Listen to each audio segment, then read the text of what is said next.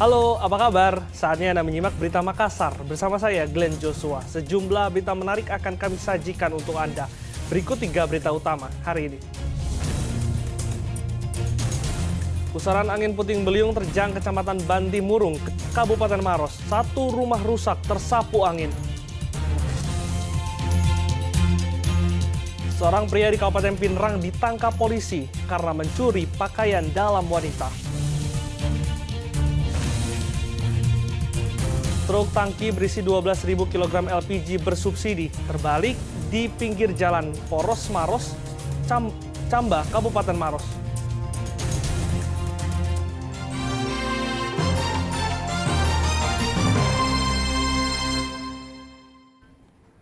Warga di Kecamatan Banti Murung, Kabupaten Maros dikejutkan dengan pusaran angin puting beliung setinggi 10 meter. 1 rumah warga rusak tersapu angin puting beliung yang berlangsung selama 10 menit.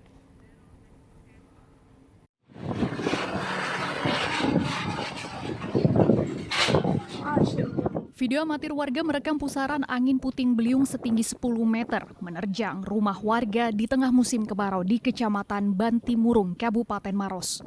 Dalam video tersebut terlihat atap dan dinding dapur rumah warga yang terbuat dari kayu berterbangan disapu angin. Pusaran angin kencang ini juga membuat sejumlah pekerja proyek pelebaran jalan yang tengah beraktivitas di sekitar lokasi berlarian menyelamatkan diri saat putaran angin bergeser ke arah mereka. Peristiwa ini hanya berlangsung 5-10 menit setelah angin berputar sejauh 100 meter dari arah utara menuju ke selatan. Pusaran angin puting beliung seperti ini sudah kedua kalinya terjadi sejak 2 bulan terakhir di Kelurahan Kalabirang, Kecamatan Banti Murung, Kabupaten Maros. Namun baru kali ini angin puting beliung menyapu salah satu rumah warga hingga menimbulkan kerusakan pada dinding dapur dan atap rumah. Ngarah ke sana jadi takut kesian. Oh, tapi kejadian ini Bu baru pertama kali ya? Baru pertama kali di sini. Ibu ini kan musim kemarau ya Bu, kenapa bisa ada yang seperti ini? Iya memang kalau musim kemarau di sini pasti ada angin begitu. Oh, Cuma baru ada nak kena ini. Baru ada anak kena tuh biasa kan. Lewat saja begitu. Biasa enggak ada di rumah tuh, tapi enggak biasa kalau ada begitu, enggak terlalu begini Pak. Terus yang ini kencang. Kalau rusak yang parah ini karena ini arah angin dari arah utara ke selatan dan di sisir bagian samping dan belakang rumah dilahap ini dan sampai bergeser di ujung sana di sekitaran pinggir jalan di selatan yang sekitar pekerjaan tersier yang ada di Jalan Poros Pakalu Leang-Leang. Tapi kalau dilihat kerusakannya itu memang bagian dinding ya? Bagian dinding dan bagian atap bagian di atas ya, sebelah kanan. Tidak ada korban jiwa dalam peristiwa ini. Pemerintah Kabupaten Maros telah memberikan bantuan berupa tenda dan kayu untuk proses perbaikan rumah tersebut. Raisabu melaporkan dari Kabupaten Maros. Kebakaran menghanguskan 2 rumah warga di kawasan padat penduduk di Jalan Parumpang, Kecamatan Biring Kanaya, Kota Makassar pada Jumat pekan lalu. Api pemicu kebakaran diduga terjadi akibat korsleting listrik di salah satu rumah warga.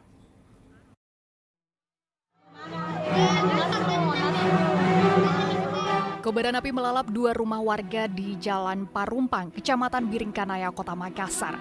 Sejumlah warga yang panik berusaha memadamkan api dengan peralatan seadanya. Bermodalkan ember dan air yang ada di lokasi, warga bergotong royong untuk menghambat kobaran api agar tidak menjalar ke rumah warga lainnya.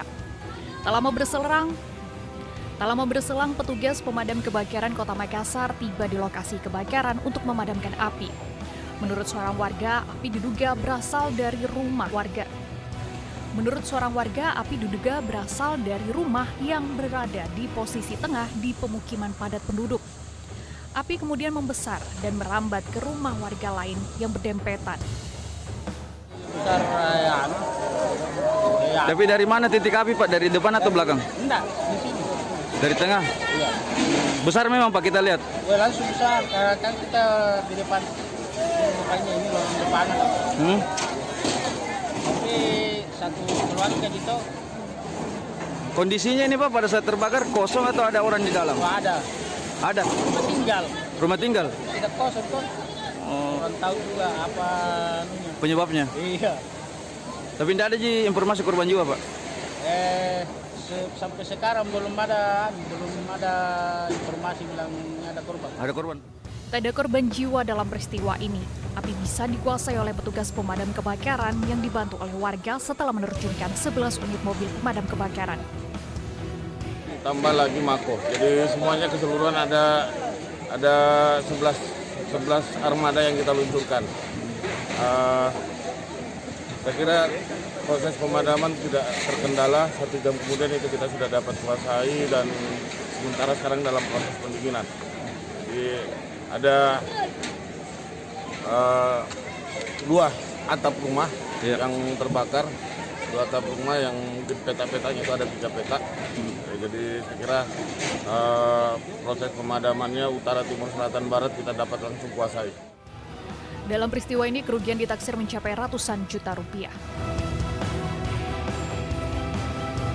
Raisa Bu melaporkan dari Kota Makassar.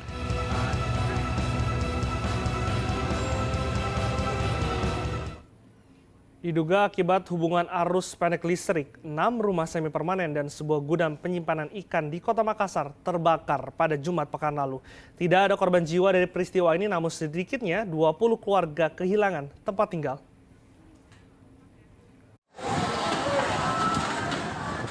Rekaman video warga menunjukkan api dengan cepat menyebar dan membakar 6 unit rumah semi permanen di Jalan Barukang Utara, Kelurahan Cambaya, Kecamatan Ujung Tanah, Kota Makassar.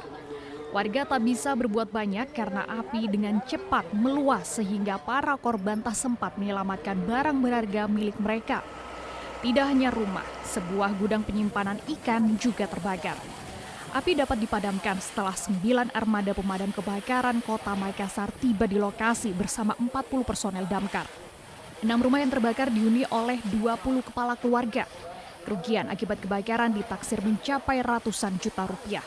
Kita luncurkan yang pertama itu di pos Ujung Tanah, itu ada 4 unit di situ, tambahan dengan kekuatan penuh dari Makodamkar.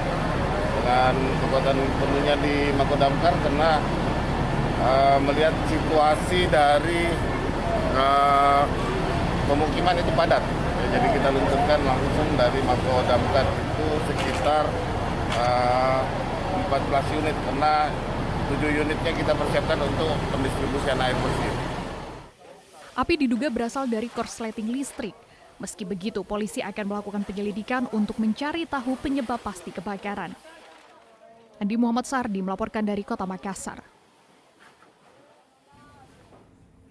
Tak hanya barang elektronik atau kendaraan dengan nilai jual jutaan rupiah yang menjadi barang incaran maling. Waspadalah, pakaian dalam pun yang harganya tidak seberapa dan tidak bisa dijual lagi jadi sasaran pencurian. Ya. Pria berusia 23 tahun asal Kabupaten Sidrap ini digelandang ke Mapolsek Tiroang, Kabupaten Pinrang. Ia harus mempertanggungjawabkan perbuatannya usai kepergok warga mencuri pakaian dalam milik warga Kelurahan Tiroang pada Kamis malam pekan lalu. Pelaku yang melintas dari kota Pinrang menuju ke Kabupaten Sidrap itu tanpa sengaja melihat pakaian dalam dijemur di kolong rumah warga. Pelaku langsung menggasak 4 pasang pakaian dalam, namun terlihat oleh warga sekitar, sehingga warga berkumpul dan sempat ada yang menghakiminya. Dari hasil interogasi, Bang, sebenarnya pakaian dalam itu untuk apa?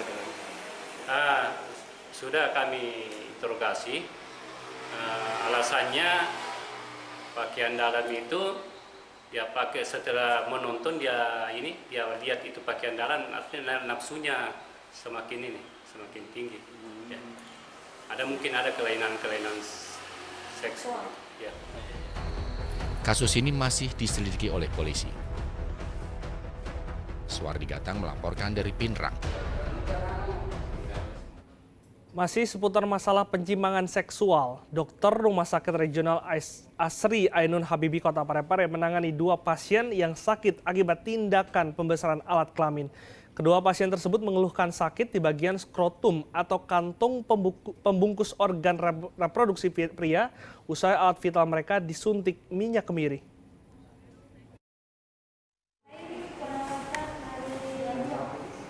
Setelah viral kasus pembesaran alat vital pada 8 tahun lalu, dokter di Kota Parepare kembali menemukan 2 pasien kasus serupa. Kedua pasien itu ditangani tim medis karena mengeluh sakit di bagian skortum setelah disuntik minyak kemiri. Direktur Rumah Sakit Asri Ainun Habibi mengatakan tenaga medis masih melakukan tindakan kepada dua pasien tersebut untuk menurunkan resiko karena alat kelamin pasien sudah terinfeksi.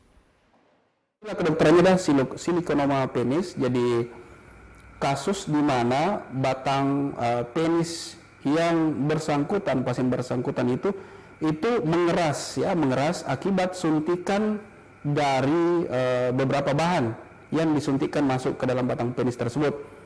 Bahan yang selama ini sering saya dapat informasi dari pasien itu adalah minyak kemiri. Dua pasien itu sekarang ditangani seperti apa? Saat ini penanganannya saya masih konservatif, belum menuju ke tindakan operatif. Saya menurunkan risiko infeksi dulu yang ada, karena saya lihat sudah ada infeksi, sudah ada bernanah. Jadi tindakannya adalah menurunkan infeksinya dulu, membuang nanahnya. Pada tahun 2015 lalu, dokter di rumah sakit ini juga pernah menangani kasus serupa sebanyak 20 pasien. Suardi Gatang melaporkan dari Kota Parepare.